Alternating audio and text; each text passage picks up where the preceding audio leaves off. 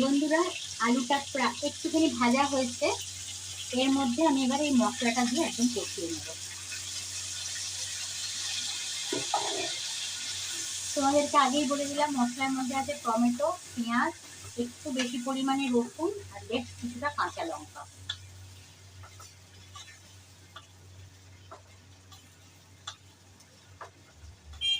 এবার ভালো করে এটার সাথে কষবো। এখন আমি এর মধ্যে দিয়ে দেব হলুদ আরো খানিকটা, আর নুন পরিমাণ মতো, কারণ হচ্ছে মাংসটা নুন দিয়ে ম্যারিনেট করাই আছে, আর ডিমেতে একটু লাগবেই নুন।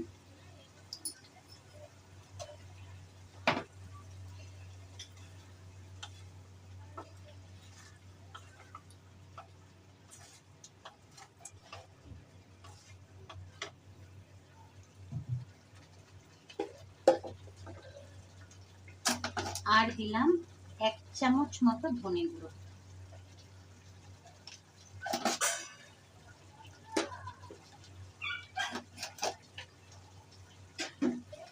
আর এই 1 চামচ লঙ্কা গুঁড়ো।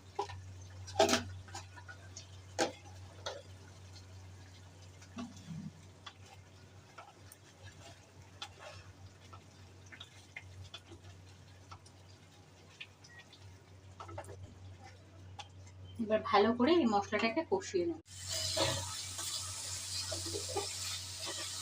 ভালো মতো কষে গেছে।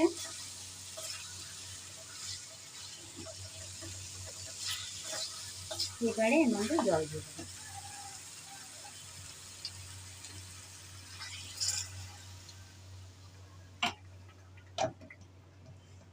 খুব বেশি ঝোলের জন্য জল দেব না, কারণ এটাতে খুব বেশি ঝোল রাখবো না।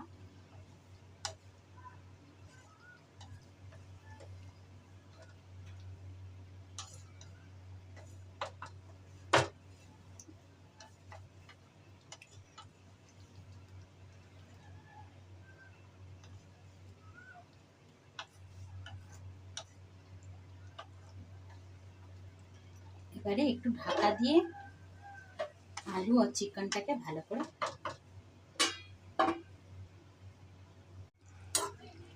হয়ে গেছে চিকেন আলু ডিম কষা, পুরোপুরি রেডি। তো এখন আমি গ্যাসটা অফ করে দিলাম।